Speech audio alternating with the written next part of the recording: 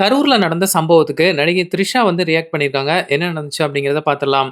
கரூர்ல நேத்து தமிழக வெற்றி கழக கட்சி மீட்டிங் வந்து நடந்துச்சுங்க. தளபதி விஜய் அவர்களுடைய பேச்ச கேட்கணும் அப்படின்னு சொல்லி, நெறைய பேர் ஆசை ஆசையா வந்தவங்க மக்கள்ல 40 பேர் வந்து இப்போ தவறியிருக்காங்க. இந்த ஒரு சம்பவத்துக்கு பலருமே சமூக வலைதளங்கள்ல கண்டனம் தெரிவிச்சு வந்த நிலையில, ஜர்னலிஸ்ட் லோகேஷ் பாலச்சந்திரன் அப்படிங்கிறவர் ஒரு வீடியோ வந்து போட்டிருந்தாருங்க. அந்த வீடியோவுல, "கட்சி கூட்டத்துல பசங்களுக்கு என்னங்க வேல? சின்ன சின்ன குழந்தைங்கள ஏங்க கூட்டிட்டு போறீங்க? நீங்க தளபதிக்கு எவ்வளோ பெரிய ஃபேனா வேணா இருங்க. தயவு செய்து அரசியல் அறிவு கொஞ்சமாவது இருக்கணும். இப்படி தலைவர்கள் பின்னாடி போயிட்டு எத்தன உயிர்கள இன்னும் இழக்க போறீங்க? எதுக்கு இதெல்லாம்? ஒரு உச்சத்துல இருக்கிற நடிகர் ரோட்ல நடந்து போறாரு அப்படின்னா, கண்டிப்பா கூட்டம் வரும்.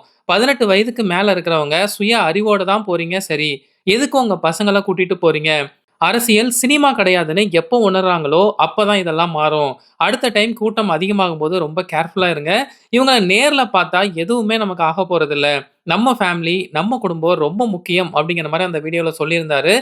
நடிகை த்ரிஷா வந்து இந்த வீடியோவ ரீஷேர் வந்து பண்ணியிருந்தாங்க. ரீஷேர் பண்ண கொஞ்ச நேரத்திலேயே நடிகை த்ரிஷா வந்து அந்த ரீஷேர் பட்டன வந்து எடுத்து விட்டுட்டாங்க.